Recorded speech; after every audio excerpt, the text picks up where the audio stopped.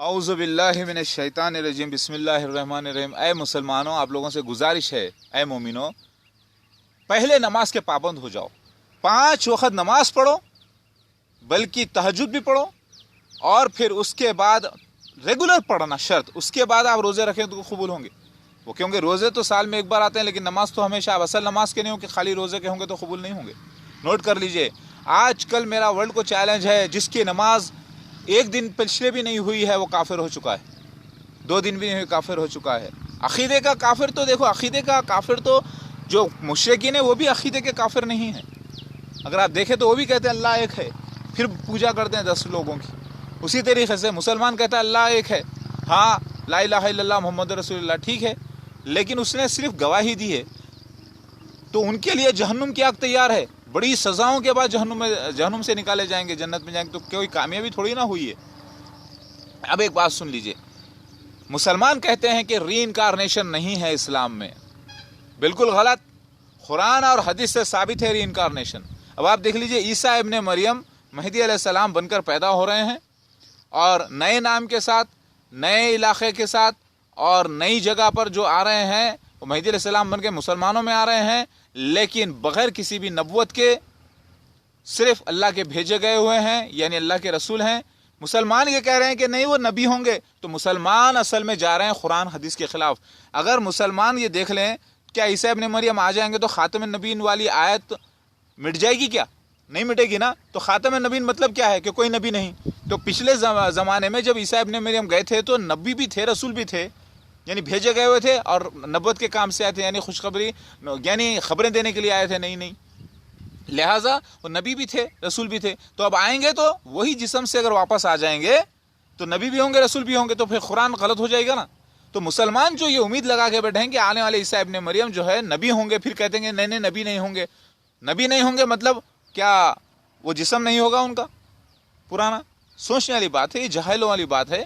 आने वाले ईसा इब्ने मरियम को महदी अलैहिस्सलाम बनकर नया जन्म लेने का था, तो नए जन्म का जिक्र हदीस में आता है, रीइंकारनेशन का जिक्र। उनके साथ कई लोगों का जन्म का जिक्र भी आता है कुरान में, बंद बातों में, जिसका जिक्र शियाओं के पास मौजूद है। और शियाओं का एक अकीदा है कि रजत होगा, यानी रीइंकारनेशन होगा, खुर्ब क़यामत, कई लोग वापस आएंगे। और अल्लाह ताला भी 2 विटनेस रखा है। काफिरीन कहेंगे कि हमें 2 जिंदगी 2 मौत मिले, वहां पर इन सारे इंसानों के लफ्ज नहीं है। और अल्लाह ताला अहद लिया आदम औलाद से, उनके पेट से, मतलब पुष्ट से निकाल कर। तो अहद कब लिया जाता है? मुर्दे का कोई अहद थोड़ी ना होता, उसे जिंदा होना चाहिए। वो अहद पूरा देख के बाशऊर आने के बाद ये अहद लिया जाता है। और ये है 2 विटनेस का जिक्र अल्लाह के पास है, यानी 2 की वैल्यू अल्लाह के पास है। इसीलिए 2 जन्म अल्लाह ताला मुक़द्दर में लिख दिया था काफिरीन के भी, लेकिन मोमिनीन के कितने जन्म है, क्या इसका जिक्र बड़ा मसला है।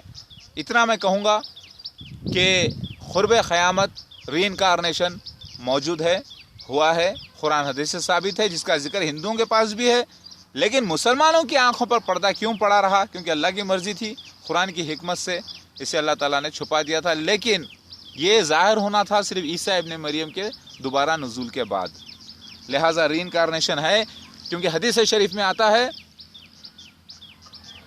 अल्लाहु अकबर, हदीस शरीफ में आता है जब बच्चा 4 महीने का हो जाता है तो फरिश्ता जो है माँ के पेट में आकर जिब्राइल अलैहिस्सलाम रूह फूंकते हैं।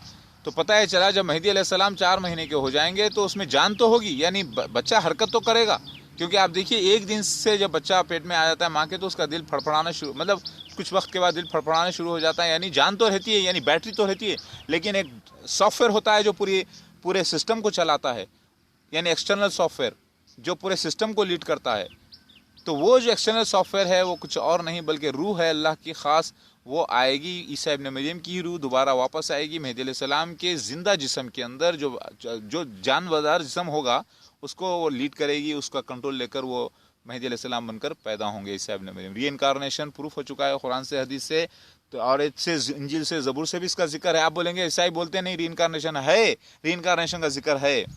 आप देख लीजिए दानियल अलैहिस्सलाम की किताब चैप्टर नंबर 12 आयत नंबर 2 के अंदर कई लोग वापस आएंगे लिखा हुआ है। یرمیا یسایا واپس آئیں گے لکھا ہوا ہے علیہ السلام. یہ بھی لکھا ہوا ہے کہ ایلیجا واپس آئیں گے. پھر تو سارا ری انکارنیشن 100% ہے. عیسیٰ ابن مریم کے ساتھ کئی لوگ واپس جنم لیں گے لکھا ہوا ہے ریویلیشن چیپٹر نمبر 20 کے اندر. لہٰذا یہ ری انکارنیشن کو آپ انکار نہیں کر سکتے. لیکن ری انکارنیشن کے اندر بہت بڑا ایک مینجمنٹ ہے, سسٹم ہے, جو کنفیوژن میں ہے, جو اس کا علم انسان کو نہیں دیا گیا. جیسے کئی بچے مارے جاتے ہیں ایکسیڈنٹ میں, کئی بچے بے قصور مر جاتے ہیں, تو ان کو پھر سے دوبارہ چانس ملتا ہے. کئی ایسے کنڈیشنز ہیں وہاں پر, کئی ایسے برے لوگ ہوتے ہیں جس کو اللہ تعالیٰ جو ہے نا عذابوں میں ڈال کے کرتا ہے. بہت ساری باتیں ہیں. ری انکارنیشن کا چیپٹر پہ میں بات نہیں کرنا چاہ رہا ہوں, صرف اتنا کہتا ہوں کہ عیسیٰ ابن مریم کا ری انکارنیشن قرآن حدیث سے ثابت ہے, دوبارہ جنم لے کے آنے کا, اور یہ الحمدللہ حق ہے. اے مسلمین, میں اللہ کا ایک بندہ اور میں خدمت اسلام کر رہا ہوں, اور یہ دلیلوں کو پیش کر رہا ہوں علماء دین کے سامنے تاکہ وہ تحقیق کر لیں اور ان کو حق مل جائے گا. لا الہ الا اللہ محمد رسول اللہ.